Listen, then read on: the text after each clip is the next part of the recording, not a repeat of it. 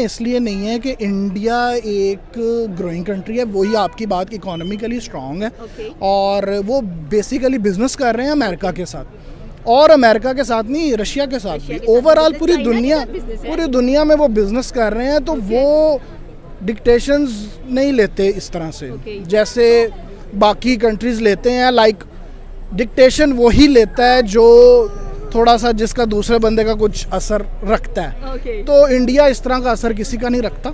India काफी boosting economy है, आपने जैसे कि कहा कि उनकी इकोनॉमी को देख आप अगर दुनिया के अमीर तरीन लोगों की लिस्ट निकालें, उसमें से जो आप टॉप 100 निकालें, उसमें से मोर देन 20 जो है वो इंडियंस हैं। तक नहीं आ सकता जब तक ये डेमोक्रेटिकली स्ट्रांग नहीं होते। हम तो कहते हैं इस्लामी जमहूरियत पाकिस्तान। नहीं, इस्लामी जमहूरिया तो है, लेकिन मैं कह रहा हूँ कि डेमोक्रेटिकली और ट्रू डेमोक्रेसी अगर आप अपने कंट्री में लाते हैं और आप अपने आप को डिक्टेशन से थोड़ा सा आज़ाद करते हैं तो तब कुछ हो सकता है। अदरवाइज़ अगर आपने लोगों के कहने पर ही चीज़ें करनी है तो फिर आपकी अपनी से और आपकी अपनी सोच कोई नहीं है। According to US Journal 1945, USA declared 8 biggest economies of 2025 and India को 5वें नंबर पर उन्होंने बताया है कि 2025 के अंदर 5वें नंबर पर आने वाली बड़ी इकोनॉमी है। सर, क्या कहना चाहते हैं कि इंडिया की इकोनॉमी के बूस्ट के पीछे राज क्या है और इंडिया का इतना आगे बढ़ जाना, एंड स्पेशली USA डिक्लेयर कर रहा है one of the super power of the world,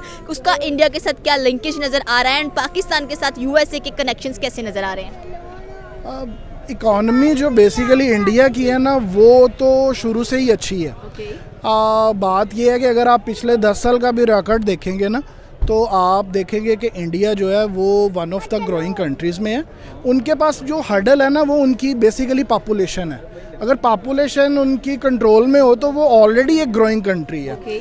मसला ये है कि वहाँ पर बिजनेस है, वहाँ पे आप देखें कि दुनिया से सारी फॉरेन फंडिंग है। दुनिया की ऐसी कोई मल्टीनेशनल कंपनी नहीं है जो इंडिया में मौजूद नहीं है। एग्जैक्टली ऐसा ही है। ठीक है, आप किसी भी अमेरिकन जो जायंट्स हैं जैसे गूगल है, फेसबुक है, इनके जो सेंटर्स हैं, बेसिकली डाटा सेंटर्स भी इवन इंडिया के अंदर लग रहे हैं। अब सिंगापुर में इनका ऑलरेडी डाटा सेंटर मौजूद है, लेकिन वो बात कर रहे हैं कि शायद इंडिया में इसको मूव कर देंगे। तो इंडिया तो ऑलरेडी ग्रोइंग कंट्री है, इसमें तो कोई शक नहीं है। लेकिन बात यह है कि हर्डल वो कर रहे हैं, अपनी पॉपुलेशन की वजह से कर रहे हैं। तो अगर आप आपका सवाल अगर पाकिस्तान से मुवाजने के इज लाइक दैट कि यूएसए जहां पर इंडिया को, भारत को इतना अपग्रेड बता रहा है, इतना अपग्रेड कर रहा है, वहीं पाकिस्तान को भाई डायरेक्ट आई थिंक सो कि धमकी मिली है कि काइंडली अब अपने मजाइल्स को अपने काबू में रखें। वो धमकी इटसेल्फ ऐसी कोई आप कह लें कि धमकी एक पर्सनल बंदे की तरफ से, कोई गवर्नमेंट ने कोई धमकी नहीं दी। वो एक डिप्लोमेट है, वो बड़ा ही एक हाई रिगार्ड बंदा है, उसने धमकी, ऐसा कोई स्टेटमेंट गवर्नमेंट ने नहीं दी। वो उसने बस बोला है कि आप लोग इस तरह के मजाइल ये बना रहे हो, वो ऑलरेडी बोलते आए हैं, उसमें ऐसा कोई, अब पाकिस्तान के साथ बोलना ना बोलना इतना अच्छा नहीं है, क्योंकि पाकिस्तान की जो से है वो ऑलरेडी अमेरिका के साथ ही है। कोई इतना इनको खास फर्क नहीं इसका पड़ने वाला, बल्कि वो उनकी इंस्ट्रक्शंस लेंगे आइंदा तौर पे कि वो किस तरह से इन चीज़ों को टैकल करें। कोई इतना ज़्यादा कोई हार्ड लाइन नहीं लेने वाले उनके अगेंस्ट, आप समझ रहे हैं। मुदाखलत डेफिनेटली नज़र आती है अमेरिका की पाकिस्तान के कामों के अंदर। Why not in India? India में मुदाखलत क्यों नहीं? इंडिया में इसलिए नहीं है कि इंडिया एक ग्रोइंग कंट्री है, वही आपकी बात इकोनॉमिकली स्ट्रांग है और वो बेसिकली बिजनेस कर रहे हैं अमेरिका के साथ, और अमेरिका के साथ नहीं, रशिया के साथ भी। ओवरऑल पूरी दुनिया में वो बिजनेस कर रहे हैं। तो वो डिक्टेशंस नहीं लेते इस तरह से जैसे बाकी कंट्रीज लेते हैं। लाइक डिक्टेशन वही लेता है जो थोड़ा सा जिसका दूसरे बंदे का कुछ असर रखता है। तो इंडिया इस तरह का असर किसी का नहीं रखता। इंडिया काफी बूस्टिंग इकोनॉमी है, आपने जैसे कि कहा कि उनकी इकोनॉमी को देख आप अगर दुनिया के अमीर तरीन लोगों की लिस्ट निकालें, उसमें से जो आप टॉप 100 निकालें, उसमें से मोर देन 20 जो है वो इंडियंस हैं। आप पूरी दुनिया में बिजनेस, वो लोग बिजनेस करते हैं बेसिकली, वो डिक्टेशंस इस तरह से नहीं लेते, वो दोस्त बनते हैं और बड़े अच्छे दोस्त बनते हैं, हमारे भी बन सकते हैं, Okay. ऐसा मसला नहीं है। आपने लेकिन कहा ये इंडियंस बड़े अच्छे फ्रेंड बनते हैं। मैंने बिजनेस टर्म्स की बात बिजनेस टर्म्स की बात करने सिर्फ लगी थी business terms। कि लाइक अगर आपने ईस्ट इंडिया कंपनी की स्टोरी सुनी होगी कि कैसे ईस्ट इंडिया कंपनी सब कॉन्टिनेंट में आया and he become the friend, लेकिन उसने सारा कुछ हथिया लिया। तो at the end of the day कि इंडिया भी इसी सोच के साथ तो नहीं चल रहा। हथियालिया ईस्ट इंडिया कंपनी ने, वो मैं आपको बताऊं कि ये सब कॉन्टिनेंट की तारीख ही रही है। Okay. यहाँ पे लोगों ने बाहर से आके कब्जे किए हैं। किए हैं। आप इस खित्ते की ये तारीख है। यहाँ के ये जो लोग हैं ना, ये आप कह लें कि इनकी सोच ही ऐसे है कि ये पसंद करते हैं कि कोई इनके ऊपर काबिज रहे। ये कोई नई बात नहीं है। ईस्ट इंडिया से पहले भी यहाँ पे लोग, कोई नादिर शाह, मुगल, वो बाहर से आए हैं सारे, कोई इधर का बंदा नहीं है। But the main point is that कि इंडिया तो बाहर आ गया है इस कब्जा सिचुएशन से, लेकिन पाकिस्तान बाहर नहीं आ पा रहा है। एंड इंडिया अपने आप को फुल स्टैंड कर चुका है एंड हर किसी के सामने अपने, पाकिस्तान मैडम तब तक नहीं आ सकता जब तक ये डेमोक्रेटिकली स्ट्रांग नहीं होते। हम तो कहते हैं इस्लामी जमहूरिया पाकिस्तान। नहीं, इस्लामी जमहूरिया तो है, लेकिन मैं कह रहा हूँ कि डेमोक्रेटिकली और ट्रू डेमोक्रेसी अगर आप अपने कंट्री में लाते हैं और आप अपने आप को डिक्टेशन से थोड़ा सा आज़ाद करते हैं तो तब कुछ हो सकता है। अदरवाइज़ अगर आपने लोगों के कहने पर ही चीज़ें करनी हैं तो फिर आपकी अपनी से और आपकी अपनी सोच कोई नहीं है। इंडिया सेल्फ मेड चीज़ों पे बहुत ज़्यादा तवज्जो देता है। वो कहता है कि जो भी चीज़ है अपनी, जैसे कि आप देख लें, जो भी चीज़ वहाँ पर मैन्युफैक्चर होती है वो अपने लोगों को ही इंडल्ज कर रहे हैं उसके अंदर। मैं आपको बता रहा हूँ, पाकिस्तान एक पिन नहीं बना रहा अपनी। यहाँ पर जितना रॉ मटेरियल आता है सारा चाइना या बाहर से आता है। आप किसी भी इंडस्ट्री का हाल देख लें, आप उनसे पूछें रॉ मटेरियल कहाँ से ले रहे हैं। वो रॉ मटेरियल की प्रोडक्शन नहीं है यहाँ पे। तो आप कह लें कि एग्रीकल्चर अगर आप देखें इस कंट्री की कितनी स्ट्रॉन्ग थी, बैकबोन थी। तो आप किसी किसान का इंटरव्यू करें, आप पूछें ज़रा उनसे क्या हाल है उनका। मैं कह रहा हूँ इतना बुरा हाल है, आपकी सोच है। ये लोग इंपोर्ट कर रहे हैं एग्रीकल्चर आइटम्स, आप अंदाज़ा लगा लें। हम कहते हैं कि पाकिस्तान तो एक ज़रई मुल्क है। नहीं, ज़रई वो मशरती अलूम की बुक में है ज़रई, वो वैसे ज़रई नहीं है। आप किसी किसान से पूछें उसका हाल क्या है इस टाइम। तो ये इस कंट्री की मैं कहता हूँ बदबख्ती है कि अल्लाह ताला ने इस दर हर चीज़ नवाजा है। कोई ऐसी चीज़ नहीं जो पाकिस्तान में नहीं है। इस तरह तो आप सिंगापुर, मलेशिया देखें, बिल्कुल जजीरे जितने कंट्री हैं वहाँ पे कुछ भी नहीं है। और वो दुनिया की ग्रोइंग कंट्रीज़ में मौजूद हैं। कैसे लोग ये इंसान ही रह रहे हैं, हम भी इंसान हैं।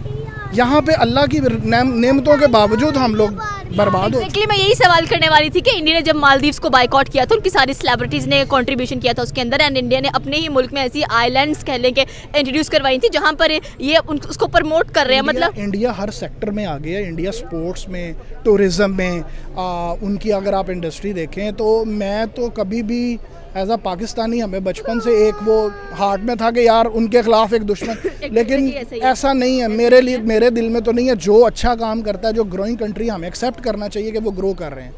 आप ये हम लाहौर में खड़े हैं, आप ये वाघा बॉर्डर क्रॉस कर जाएं तो बाइक जो है ना, सबसे अच्छा बाइक लाख रुपए का उधर, ऐसे ही है। ठीक है।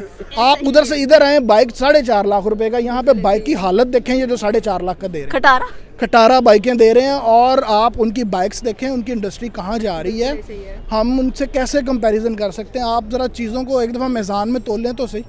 हम तो इस टाइम मैं कहता हूँ कि सिर्फ सर्वाइव कर जाएं, बहुत बड़ी बात है। आप चले लास्ट क्वेश्चन करती हूँ आपसे, if you got a chance to visit India, क्या करना चाहेंगे वहाँ पर जाकर, क्या खरीदना चाहेंगे कि जो आपको लगता है कि भाई मैं इसके लिए आया हूँ यहाँ पर? नहीं, हमारे बावजूद तो इंडिया से आए हैं। मैं तो पहले तो मैं तो उनका इलाका ही देखना चाहूँगा। तो मेरी तो ख्वाहिश है हम इंडिया जाएं। पाकिस्तान वाले इंडिया वाले पाकिस्तान है, पाकिस्तान वाले इंडिया। हम बॉर्डर्स में आपस में लड़ रहे हैं, वो यूरोपियन यूनियंस बना के बैठे हुए हैं। आप लोग यहाँ पे लड़ रहे हो, मर रहे हो। उन्होंने वो समझ गए हैं, हालांकि इतनी लड़ाई तो हमारी आपस में हुई ही नहीं। यूरोपियंस ने तो आपस में एक दूसरे को बहुत मारा हुआ है। आप देखें आज वो दोस्त हैं वो। लेकिन यहाँ पर इन्होंने, और मैं तो ये समझता हूँ कि ये भी एक किस्म की आप कह सकती हैं कि अमेरिकन तो नहीं मुझे कहना चाहिए, किसी किस्म की साजिश तो ज़रूर है कि यहाँ के लोग जो है ना वो आपस में मिल ना सकें। और अगर आप देखें इंडिया, पाकिस्तान, चाइना, ये खित्ता आपस में मिले, बिजनेस करे, ट्रेड करे, तो क्यों नहीं। यहाँ पर इंडिया तो आपस में मिल रहे हैं, फिर पाकिस्तान वहीं है। डेमोक्रेसी मैडम जब तक नहीं आएगी, मैं हमेशा यही कहता हूँ कि कंट्रीज़ में ट्रू डेमोक्रेसी होनी चाहिए। ट्रू डेमोक्रेसी, डेमोक्रेसी है हमारे में, लेकिन वो ट्रू डेमोक्रेसी नहीं है। कहते हैं कि democracy means by the people for the people end of the people, but in Pakistan ऐसे लग रहा है कि जैसे it is for the government by the government. यहाँ पे इलेक्शंस तो ज़रूर होते हैं Okay. लेकिन आप देख लें कि इलेक्शंस के रिजल्ट्स और ट्रांसपेरेंसी नहीं है। नहीं है। अब यहाँ पे इलेक्ट्रॉनिक दुनिया चांद पे पहुँच गई, ये पत्थरों के दौर में। अमेरिका के इलेक्शंस हुए हैं, इंडिया के हुए हैं, एवरीथिंग इज इलेक्ट्रॉनिक। किसी भी कंट्री में ठप्पे नहीं लग रहे। आप मैं आपको बता रहा हूँ, अफ्रीका के आप बहुत सारे कंट्रीज हैं, नाइजीरिया वगैरह, उधर भी ठप्पे नहीं लग रहे। Okay. वो बहुत ही पीछे हैं कंट्रीज।